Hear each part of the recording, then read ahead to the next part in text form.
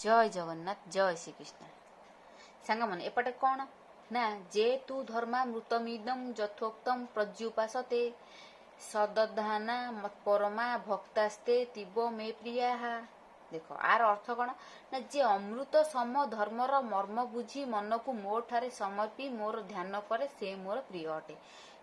भगवान ये कौन कहले एठी हमर कौन द्वादश अध्याय सइला एठी हमर शेष होला।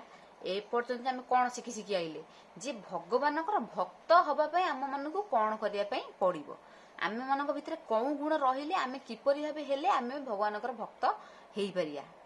एसु जानिले आम कौन जानिले ना मन भितर आम राग हिंसा क्रोध रखिया नहीं। अकारण जड़े किए न पचारे आम बहुत ऊपर पड़ी किसी कहया नहीं अकारण गुड़ाई किसी कही जीवा नहीं। आउ द्वितीय कौन तृतीय हूँ जे आमे माने सबको समान भाव में देखिया।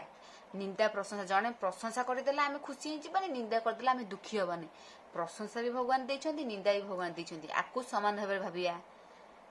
ए पर्यंत आम सब जानी जानी आइले यही परि भाव आम भितर रखिले आम भगवान को पाई परिया भगवान को आम प्रिय हो परिया।